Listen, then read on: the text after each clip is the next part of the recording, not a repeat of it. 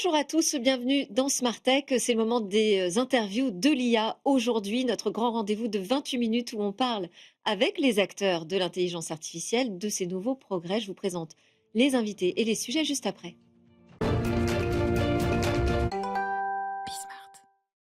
C'est parti pour les interviews de l'IA. Donc, c'est notre grand nouveau rendez-vous de Smart Tech dans cette nouvelle saison. On en parle avec ceux qui font l'actu véritablement dans ce domaine. Aujourd'hui, autour de la table, Jean-Baptiste Mananti, un ancien du Conseil national du numérique. Je vous avais d'ailleurs interviewé sur ces enjeux de médiation numérique et vous êtes toujours très impliqué sur ce sujet de l'inclusion algorithmique. On va expliquer ce que c'est d'ailleurs cette inclusion algorithmique. Vous allez nous parler plus particulièrement d'une note que vous avez publiée avec d'autres experts sur les effets de l'IA. Quand j'ai résumé ça, mais c'est pour moi, c'est le lien avec social, le lien social en fait qui est perturbé aujourd'hui avec l'IA et puis aussi toutes ces politiques sociales et de solidarité. À côté de vous, Pierre-Carl Langlais, bonjour. Bonjour. Vous êtes chercheur en IA, militant de longue date pour la science ouverte. Vous nous ferez découvrir, vous, le projet Pléias, que vous avez cofondé. Donc, pour le dire vite, c'est un laboratoire français spécialisé dans l'entraînement des modèles de raisonnement à partir d'un ensemble de données multilingues, Mmh. absolument unique hein, par son ampleur, mais aussi par son ouverture. Vous allez nous expliquer ça également. Juste après Guillaume Avrin, notre autre invité. Bonjour Guillaume. Bonjour. On va commencer ensemble. Ancien coordonnateur national pour l'intelligence artificielle de la France. Donc, vous avez piloté cette stratégie de la France dans le domaine de l'IA, dans le cadre de France 2030, qui a mobilisé 1,5 milliard d'euros, quand même, il faut le rappeler, d'investissement public pour accélérer ce développement de l'intelligence artificielle en France et en Europe. Aujourd'hui, vous êtes le directeur du développement et des partenariats stratégiques chez Harlequin AI, start-up d'IA française, qui a été fondée très récemment, Mmh mh. 2024, et qui développe une plateforme d'intelligence informationnelle, attention à ne pas confondre, hein, qui est donc capable de cartographier, d'analyser, de comprendre tous ces flux d'informations qui nous entourent à une très grande échelle au service d'administrations publiques, mais aussi de grandes organisations privées. Dites-moi, Guillaume, c'est de la threat intelligence que fait Harlequin AI? Oui, bah, je pense que le sujet, c'est, aujourd'hui, on parle énormément des risques associés aux modèles d'IA les plus avancés, ce qu'on appelle les risques NRBC de construction automatique de virus informatiques ou biologiques avec l'IA. Mais, le constat initial et c'est un constat que je faisais déjà quand j'étais à la coordination nationale pour l'IA, c'est qu'en fait, il y a des risques qui sont déjà beaucoup plus immédiats, beaucoup plus présents, qui sont des risques, associés à la désinformation et la désinformation qui est accélérée par l'intelligence artificielle et quand on fait le lien entre, d'une part cette réalité technologique et du risque associé à la désinformation par l'IA ou augmentée par l'IA et d'autre part, je ne sais pas si, vous avez lu le livre de, Giuliano d'Ampoli sur les ingénieurs du chaos. Oui. Il y a aussi ce constat qu'en fait, on a des ingénieurs du chaos qui utilisent ces nouvelles technologies pour finalement déstabiliser les démocraties. On fait assez rapidement le constat qu'il faut absolument qu'on s'équipe d'IA au service de la contre-influence, au service du contre-terrorisme, au service de finalement de la protection des intérêts nationaux et européens. Et c'est vraiment l'ADN d'Arlequin, de ses cofondateurs. Et pour moi, c'était la continuité de la mission par rapport à la coordination nationale pour l'IA. Aujourd'hui, on a au niveau, justement, public, au niveau de l'État, on a Viginum, hein, Mhm, qui, travaille au repérage de certaines pratiques, hein, de campagnes, en fait, mhm. de désinformation. Du côté des organisations, il y a de plus en plus d'acteurs aussi qui travaillent sur cette threat intelligence. Mais pour vous, les enjeux sont tellement importants qu'on n'a pas, encore mesuré la criticité au niveau des organisations pour s'emparer des bons outils? Oui, bah, je pense que donc Viginum s'intéresse énormément dans ses missions à l'identification de qui, du qui. Qui c'est qui pousse des narratifs qui impactent négativement les intérêts nationaux. Harlequin AI, avec ses technologies, va plutôt dans l'analyse sémantique, c'est-à-dire quels sont ces narratifs, Ouais. d'où viennent ces narratifs, est-ce que ces narratifs qui sont finalement poussés contre les intérêts de nos entreprises ou de nos administrations, est-ce que c'est les mêmes au Canada et au Mozambique? Est-ce qu'il y a un croisement possible entre ces narratifs? Et du coup, finalement, est-ce que c'est pas des groupes de personnes qui travaillent entre elles pour essayer d'attaquer, c'est des relais pour attaquer les intérêts nationaux. Donc on a énormément d'échanges avec Viginum. J'en Donc profite pour Vigilum s'adresse, au qui, vous vous intéressez au quoi? au quoi, Si je résume. exactement. Et finalement, la combinaison des 2, ça permet d'avoir, une bonne analyse de l'espace informationnel, de pouvoir naviguer efficacement. N Viginum est très orienté, bien sûr, public, On travaille aussi pour des acteurs privés. On a un certain nombre de partenariats avec des grands groupes du CAC 40, avec aussi des fonds d'investissement, y compris en dehors de la France, au niveau européen. Donc finalement, les sujets de la maîtrise du risque associé à l'influence négative sur les réseaux sociaux, la gestion de crise, l'anticipation des ruptures de chaînes logistiques, tout ça, c'est des sujets, et bien sûr l'intelligence économique, c'est des sujets pour lesquels on a besoin d'analyser des données en très grande dimension qui sont disponibles sur les réseaux sociaux, sur le web, dans la presse. Et finalement, l'outil permet de récupérer ces données.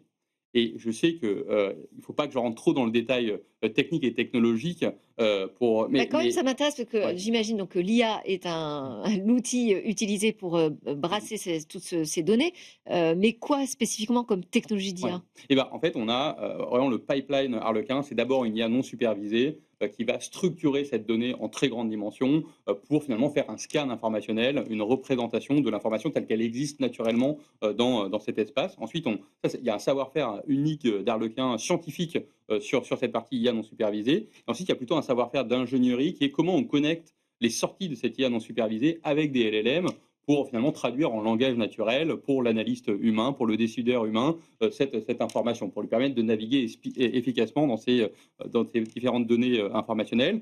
Et ensuite, on a une IA agentique qui va aller envoyer la bonne information à la bonne personne au bon moment, de manière à accélérer les chaînes de décision. Donc, c'est vraiment un pipeline complet sur cette Et il y a des maîtrise de l'espace responsables informationnel. aujourd'hui de ces menaces, au sein des grandes organisations? Parce que Oui, vous bah, dites: «À la bonne personne», mais quelle est cette ouais, personne? bah, nos contacts dans les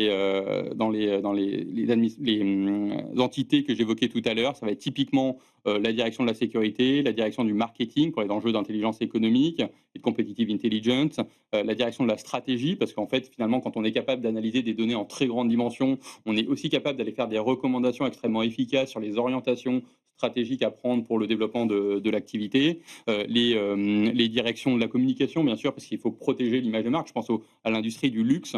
La marque, l'image de la marque, ça représente plus de 60% de la valeur boursière de l'entreprise. Ouais. Donc dès que la marque est attaquée par des narratifs hostiles, ça fait chuter en bourse ces valeurs, et donc il faut absolument les protéger et les équiper. Et ça prend la forme quoi? D'un dashboard, enfin d'un tableau de bord, Il y a plusieurs parties. Il y a d'abord effectivement la partie en sortie de l'IA non supervisée. Donc c'est en gros une représentation de l'espace informationnel sous forme de poupées russes, de dendrogrammes, de dashboards, où on a un certain nombre de visuels disponibles. Là, c'est pour que l'analyste puisse très efficacement, de manière visuelle, avoir une idée de comment est organisé l'espace informationnel sur le sujet qui l'intéresse. Ensuite, il y a la partie langage naturel qui est générée par le LLM, qui est sous forme de rapport. Il y a aussi un executive summary de 2 pages de manière à aller très très vite dans l'accès à l'information.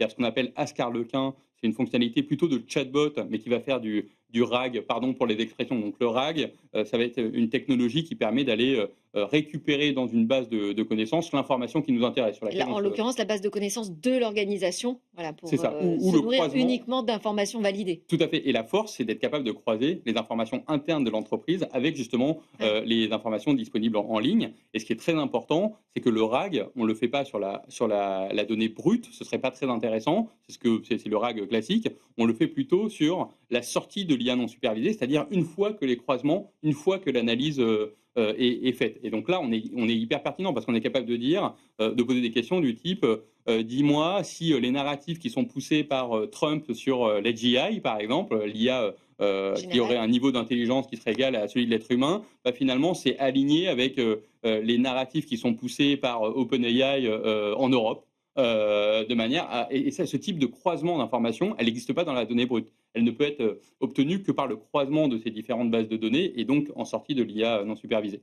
Et peut-être un peu pour donner une image de ce qu'on fait, sans vouloir être trop long, c'est que l'IA non supervisée, c'est un peu la différence entre entendre et écouter. C'est-à-dire, on ne se contente pas d'entendre, on écoute ce qui est dit, on le comprend, et on arrive à en avoir une représentation pertinente. Et ensuite, la partie LLM, si on met justement de la donnée non comprise en entrée, en sortie, on a du bruit. Et la différence, c'est que si on a l'IA non supervisée qui est pluguée au LLM, au lieu d'avoir du bruit, on a du sens. Et c'est un peu ça la philosophie. C'est écouter et générer du sens à partir de cet espace informationnel. Vous avez des questions? Vous découvrez le projet ou? Absolument, Ouais? je pense que ça entre en résonance, avec beaucoup de choses qui se font à l'échelle territoriale sur le besoin justement de saisir ces enjeux informationnels, que ce soit au sein des entreprises, des collectivités ou du grand public. Mmh. Oui, elles ont besoin, mais est-ce qu'elles ont conscience aujourd'hui que ça fait partie des menaces, en fait, hein, cette, menace informationnelle? Je ne sais pas si elle est vraiment très bien prise en compte. Moi, je participais à un événement de la Villa Numéris justement, sur ce sujet en sensibilisant Mmh. le secteur, privé, et donc les collectivités, en tout cas des organisations qui, a priori, se sentent pas forcément directement concernées par la menace informationnelle et qui pourtant le sont, Mmh. indirectement avec des dégâts qui peuvent être, très importants. Je sais pas, les collectivités, ça fait partie des contacts que vous avez? Eh ben, on a bien sûr des contacts, mais pas encore de clients, il me semble, à l'échelle, régionale ou locale. On a par contre les gouvernements, c'est très clair. On a déjà comme client le gouvernement, du Royaume-Uni, bien sûr le gouvernement français avec, 2 ministères, et également on est en discussion très avancée, avec, l'Autriche, la Roumanie, en particulier. Donc on voit qu'au niveau gouvernement, indépendamment justement des frontières ou des compétitions qui pourraient exister entre les acteurs de l'IA, le sujet de la désinformation, de la contre-influence est tellement important qu'en fait ça dépasse les frontières des différents États membres de l'UE et on arrive à bien collaborer, ensemble.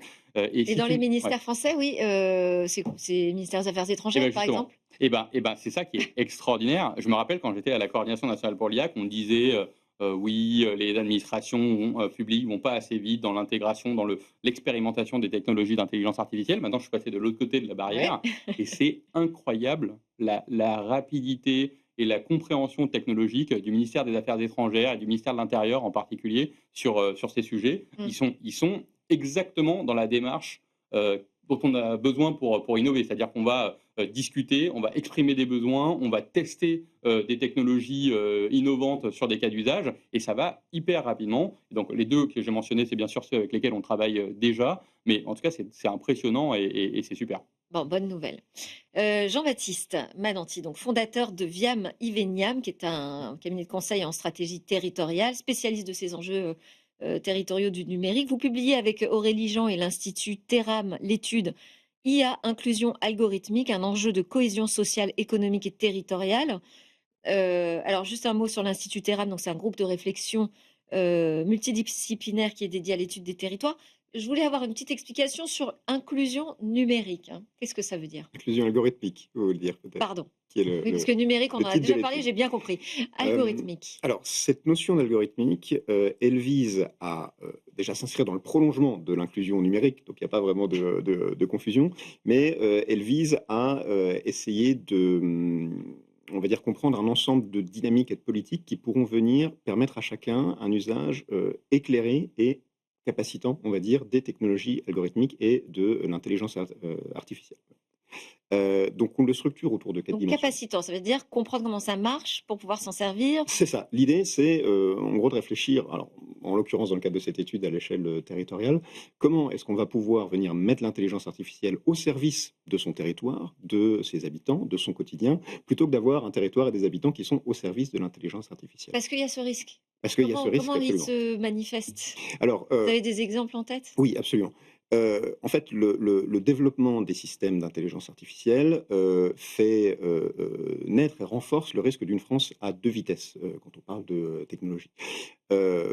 Pourquoi? Parce que, vous le savez, l'intelligence artificielle, s'entraîne, fonctionne sur de grands ensembles de données et quand ces grands ensembles de données, sont, on va dire, essentiellement, centraux, urbains, on va avoir un risque de marginalisation, bah, de tous ces espaces ruraux, périphériques, ultramarins, périurbains, qui ne rentrent pas dans cette, norme et dans cette, Ah oui. centralité C'est un et donc biais en fait, inhérent c'est au exactement ça, modèle d'entraînement. c'est des biais d'entraînement, c'est des Mmh. biais algorithmiques qui vont avoir des conséquences, très concrètes, en termes, par exemple, de maintien des stéréotypes, à l'échelle territoriale. Pour vous donner un exemple, si vous allez sur, un des, grands modèles disponibles pour le public aujourd'hui et que vous lui demandez de créer une photo d'une femme bretonne, il y a de très fortes chances qu'il vous sorte une photo d'une personne âgée avec un costume traditionnel, la bigouden et cetera. Ça, Mmh. c'est une image stéréotypée, donc D'accord. ça va être renforcé pardon par tout ça et puis il y a aussi un autre impact très concret qui est, je le disais, cette espèce de d'invisibilisation de tout ce qui n'est pas au centre, de tout ce qui est à la marge, au centre, au sens premier, et donc de ce qui fait la spécificité de ces territoires. Et le résultat concret, c'est que localement, on va avoir des outils qui ne sont pas adaptés aux réalités territoriales.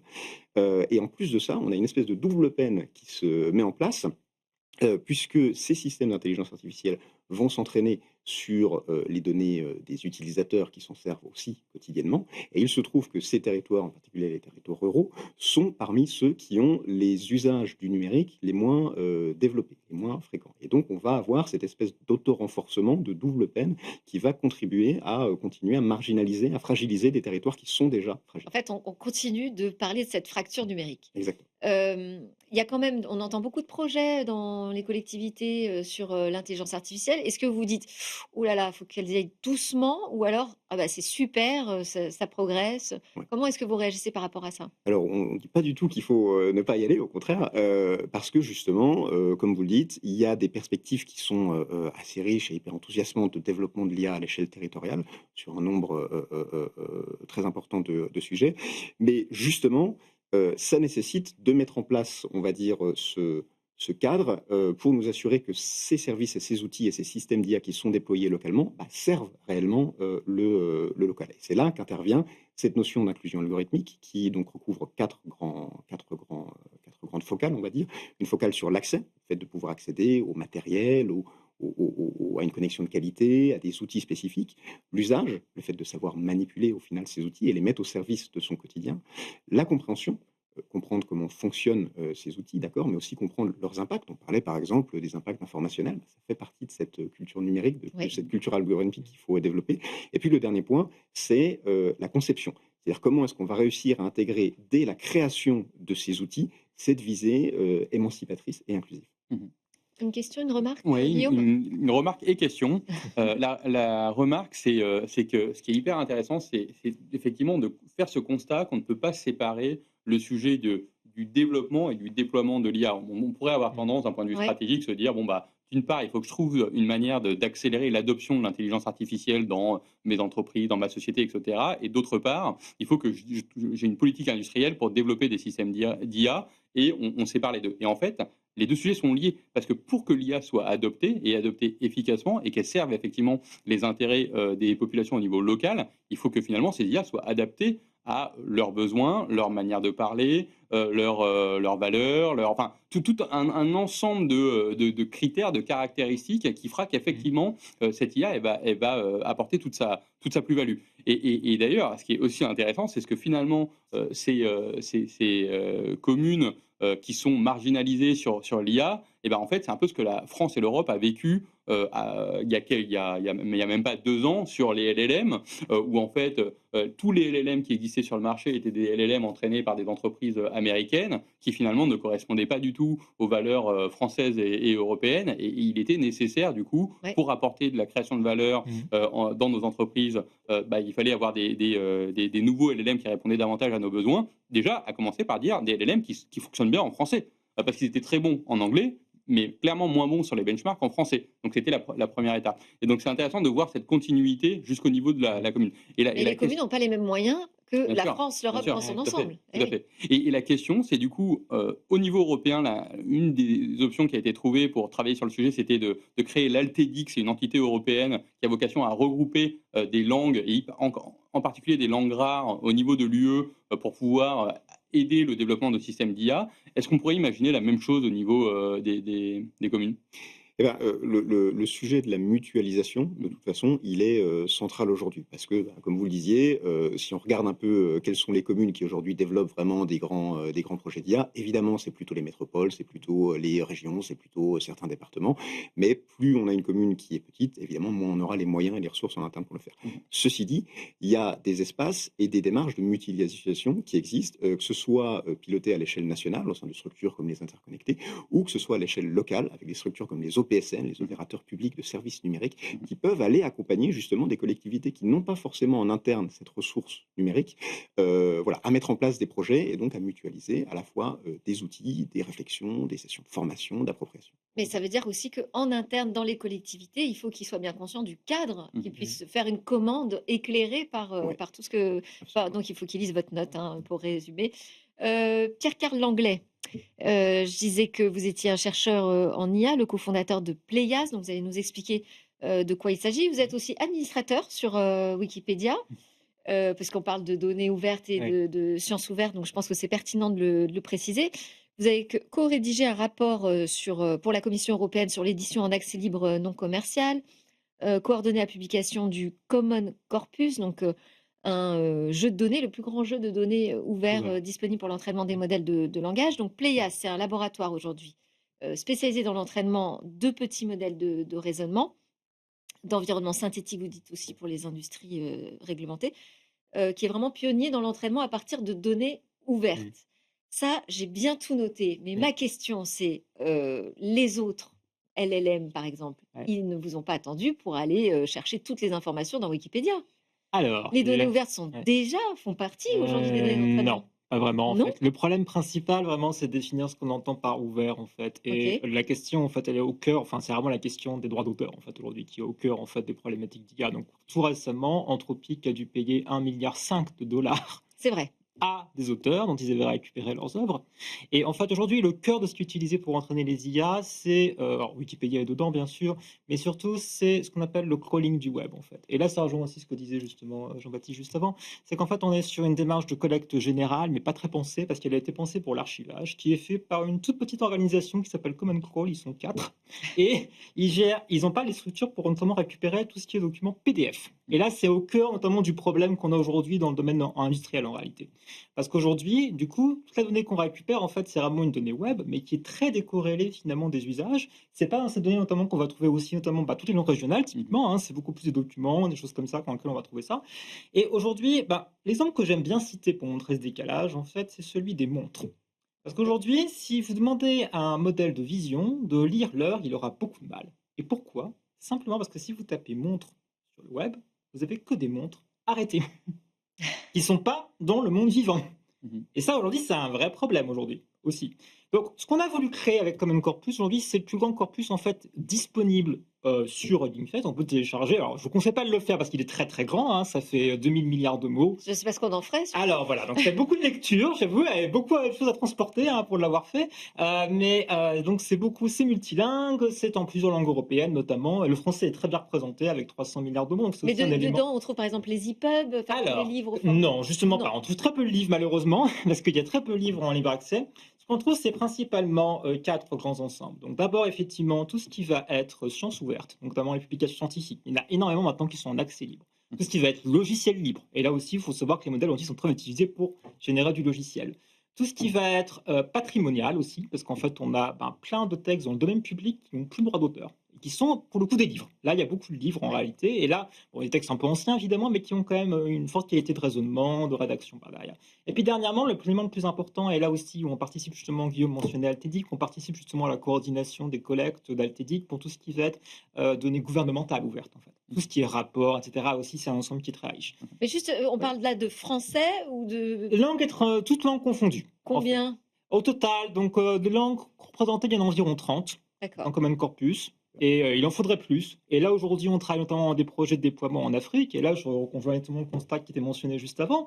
Dès qu'on commence à toucher à des langues, tous débines, c'est-à-dire que les modèles, même pour faire le RAC, typiquement les modèles de recherche, John Beddings, ne fonctionnent plus. La génération ne fonctionne plus. Donc, rien ne fonctionne. Et aujourd'hui, c'est là où... La modération de Facebook ne fonctionne plus sur certaines langues. Ah oui, tout Voilà. à fait, mais c'est général en fait. Et donc c'est vrai qu'aujourd'hui on a besoin d'un outillage. Alors on a aussi besoin d'un outillage plus ouvert pour tout ce qui va être domaine régulé aujourd'hui. On sait qu'à quel point aujourd'hui, les banques, les Expliquez-nous assurances, ça, oui. en fait, sont très réticentes à utiliser l'IA pour plusieurs raisons. D'une part, parce qu'aujourd'hui c'est une question d'hébergement. Hein. Elles gèrent plein de données personnelles, elles sont responsables. Et aujourd'hui, les déployeurs d'IA sont complètement responsables de ce que génèrent les modèles en Europe. Donc concrètement, si votre modèle a été entraîné sous des corpus avec beaucoup de données sous droit d'auteur, beaucoup de données sous données personnelles, etc. Et on sait que les gros modèles, notamment, mémorisent très bien. ben, vous êtes responsable. Mmh. Et aujourd'hui, il y a un peu de réticence. Et Donc en qui fait, ça freine l'écosystème ça de freine l'IA en France, en l'écosystème Europe. et ça le freine aussi sur un autre plan, bah, qui est la question des montres, en fait, ce que je disais juste avant, c'est-à-dire le fait qu'aujourd'hui, les modèles ne sont pas entraînés aujourd'hui pour les environnements, pour les tâches, en réalité, de ces entreprises. Donc, on avait créé Common Corpus l'année dernière, donc c'est vraiment une collecte au sens très large. Aujourd'hui, ce qu'on est en train de faire dans la version 2 qui va sortir, qui s'appellera Synth, et qu'on fait en partenariat avec AI Alliance et IBM, c'est en fait une version synthétique de Common Corpus. Et l'idée, c'est de prendre un petit ensemble. Donc, on a pris, puisque je suis administrateur de Wikipédia, du coup, je savais qu'il y avait cette ressource qui existait. On a une sélection par la communauté de 50 000 articles qui sont au cœur de ce qu'on doit savoir. Et ma réflexion depuis longtemps, c'était le fait que ces modèles, en fait, aujourd'hui, ben, c'est vrai qu'on leur met tout le web dedans. Est-ce que c'est vraiment utile, en fait? Combien de livres vous avez eu dans votre vie? Oui. Des centaines. Oui, mais c'est ça Pas tellement l'intérêt plus. d'avoir une IA, c'est qu'elle en a lu plus que moi. Oui, mais en réalité, si on vise, et là, ce qui est intéressant, c'est est-ce qu'elle a lu les bons livres? Oui. Et en fait, en réalité, il y a plein de livres qui vont pas être là ou qui vont pas être bien assimilés. Il y a plein de règles lorsqu'on voit en entreprise. En fait, on a plein de guidelines, de règles, de normes, etc. En banque, très simplement, on a plein aujourd'hui de représentations de données en fait pour les transferts bancaires, par exemple. Il n'y a pas de données ouvertes pour ça. Tout est de données personnelles. Ouais. Donc en fait, il faut les inventer ces données, il faut les écrire. Donc on va utiliser des modèles de langue avec des contraintes pour générer en fait ce corpus à l'échelle, l'amplifier, faciliter sa mémorisation dans le modèle lui-même, c'est ce qu'on appelle un environnement synthétique. Et ça, aujourd'hui, c'est de plus en plus utilisé par les grands labs américains, par les grands labs chinois aussi, qui émergent très fortement depuis quelques mois, et pour les usages industriels. Donc là, on est vraiment sur le cœur de l'idée. Vous êtes dans un domaine qui est Et là, l'assurantiel. vous le faites pour justement des clients à l'international ou vraiment vous travaillez sur le Principalement marché européen. français? Européen. Européen. Européen, en fait. Une partie de Plégas est en Allemagne, donc on a un laboratoire de recherche privé. On a une partie en Allemagne à l'université de Würzburg. Et donc on travaille avec des acteurs principalement, effectivement, en Europe. D'accord, donc Des principalement sur des langues européennes. Sur des langues européennes, des secteurs régulés. Donc on est principalement en médecine, beaucoup, on est en transport, on est dans la banque. C'est super ça. Et il y a un vrai manque aujourd'hui, en fait. Ouais. OpenAI n'est pas suffisant. Ouais. Et hyper curieux, comment les 50 000 articles, donc, c'est quoi les critères que vous utilisez pour les sélectionner? Alors, c'est une sélection par la communauté, en fait. Ils décidaient à un moment C'est un donné. Wikipédien qui Ça parle. a duré 20 ans, évidemment, à la Wikipédia, avec plein de discussions, plein de gens Voilà. qui s'engueulent, mais c'est très bien, c'est vivant. Et donc, ces 50 000 articles, du coup, c'est une bonne image, je trouve, de ce qu'une personne très cultivée connaîtrait en réalité. Donc, c'est plein de choses, dans plein de domaines, mathématiques, chimie, littérature, etc. Et est-ce que vous partez par exemple d'un corpus en français que ensuite vous traduisez pour l'avoir dans toutes les langues ou vous allez chercher chaque version originale? Exactement, en fait. On va chercher les différentes versions originales. Donc, on est plutôt partir de l'anglais, en fait, à l'origine. Et ensuite, après, on est allé dupliquer ça et l'étendre. Ce qui est très intéressant. Donc c'est que pas de la traduction, c'est vraiment des VO qui sont Alors, récupérés. c'est un peu des deux, en fait. Un Ce qui peu est des très deux. intéressant avec justement la génération synthétique, du coup, c'est qu'on est dans une logique où on part de rien et après, on élargit. C'est-à-dire, soudainement, si je décide que mon modèle, il n'est pas assez bon en provençal, par exemple, et si j'arrive à développer une bonne pipeline pour le générer, du coup, j'aurai beaucoup plus de données et le modèle sera bien meilleur. Et Pierre-Carl, Eh vous ben oui, avez... mais ce sera la dernière question et très rapide, oui. Oui, si on entraîne le LLM sur Ouais. cette base de données, Ouais. un LLM Ouais. de Ouais. faible taille, sur cette Ouais. base de données synthétique, vous avez fait les benchmarks, est-ce Oui. qu'on arrive à avoir des On est à Mais l'état de l'art. on aura- On est à On est l'état à de l'art, tout à fait, Génial. exactement. En fait, on a entraîné un modèle qui s'appelle Baguettotron, parce qu'il est. Et vous Il nous fait ferez une sortir. démonstration la prochaine fois. Parce qu'on Exactement, n'a plus du tout voilà. le temps, je suis désolée. Ah, bah oui, C'était bah oui. passionnant. Merci Mon modèle me remplacera. à tous les trois. Jean-Baptiste Mananti de Viam Iveniam, co-auteur de l'étude IA Inclusion algorithmique, un enjeu de cohésion sociale, économique et territoriale pour l'Institut Terram. Pierre-Carl Langlais, CTO de Pléias, et Guillaume Avrin, directeur de développement et des partenariats stratégiques chez Harlequin AI. Merci encore. Merci à vous de nous avoir suivis sur la chaîne Bismart. C'était Smart Tech. À très bientôt.